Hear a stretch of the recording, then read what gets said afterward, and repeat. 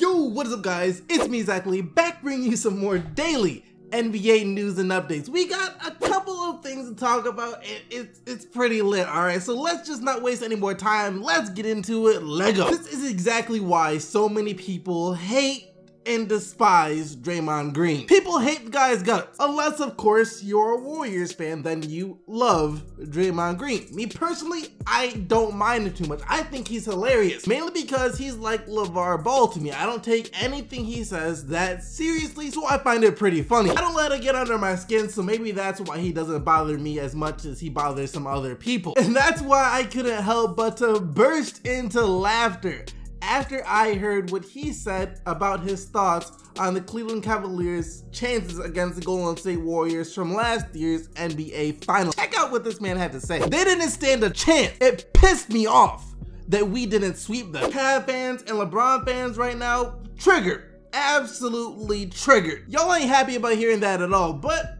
just take a moment and actually analyze what he said here. If you do that, then you'll find a sort of backhanded compliment in Draymond Green's words. He said he was mad that the Warriors didn't sweep the Cavs, meaning that the Cavs might have been a little bit better than Draymond Green gave them credit for, so he kind of admitted that a little bit. And maybe this will light a fire underneath the Cavs if the two teams meet again in the finals in 2018. Notice I said if the two teams meet in the finals again in 2018.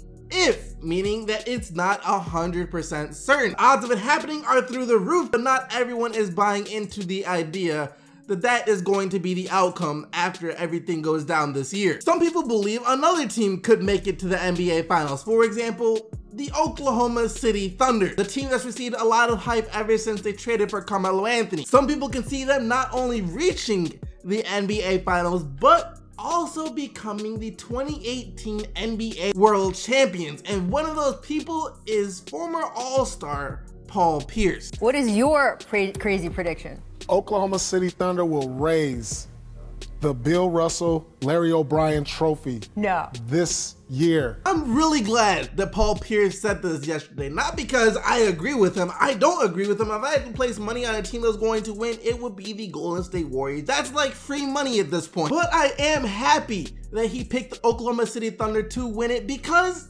it shows that the NBA isn't as dead and boring and one-sided as some people make it out to be. It perfectly counteracts what Michael Jordan said yesterday. Michael Jordan said yesterday that the NBA is in a terrible place with all these super teams, that there are only two good teams and the rest of the teams in the NBA are trash. The super teams are getting rid of the competitive aspect, and that's just not good for the league. I think it's gonna hurt the overall aspect of the league from a competitive standpoint. You're gonna have one or two teams that are going to be great, and the other 28 teams that are going to be garbage, or they're gonna have a tough time surviving in the business environment. I 100% disagree. 100%. That's his opinion. He's entitled to it, but I honestly think it's wrong. And the super team era is doing the exact opposite of what Michael Jordan thinks that it's doing. Right now, I need you guys to think of a time that you have ever been more excited about an upcoming NBA season than you had been for the 2017-2018 NBA season. For me,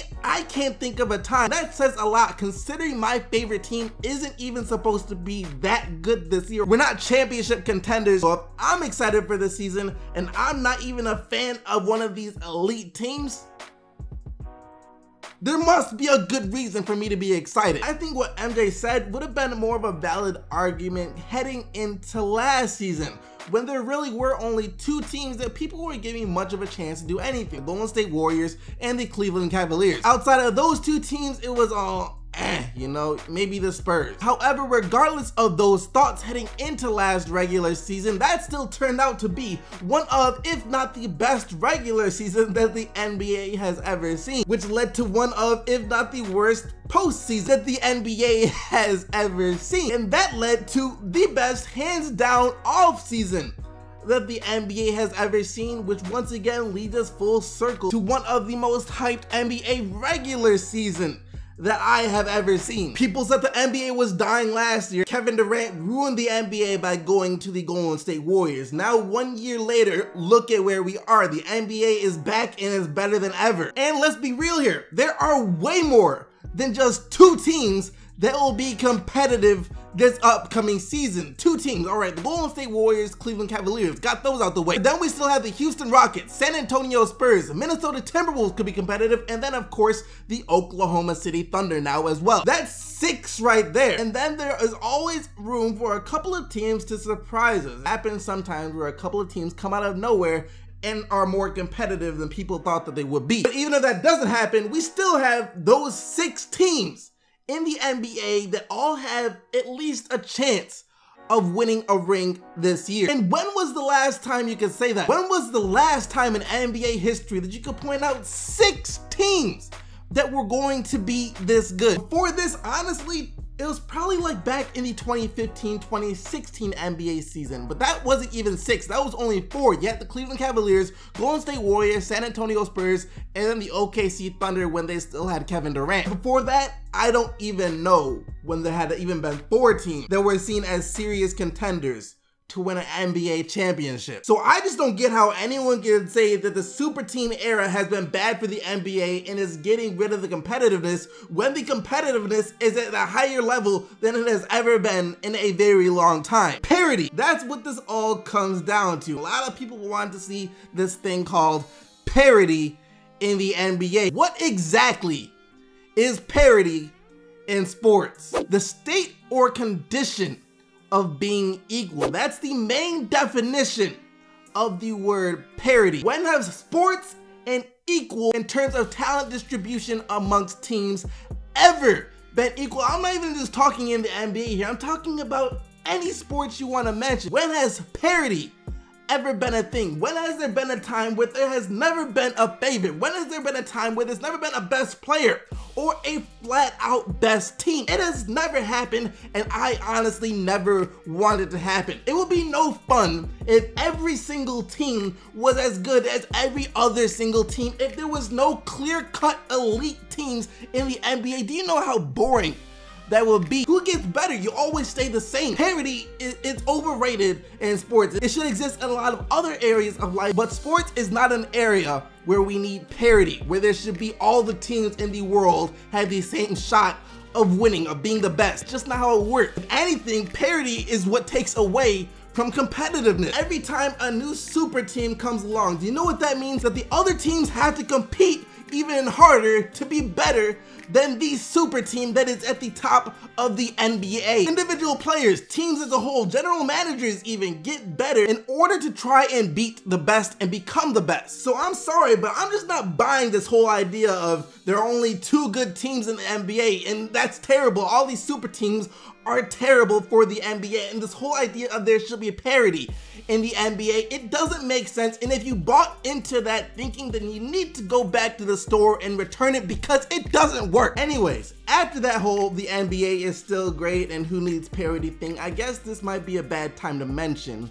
that the Golden State Warriors are still the best team in the NBA. What's scary about that, of course, is that the Warriors got even better this year, and it's not even just because they got deeper as a team with the offseason moves they made, or that they'll have better chemistry with Kevin Durant this season. Another reason that they will be better is just because players get better. Steph Curry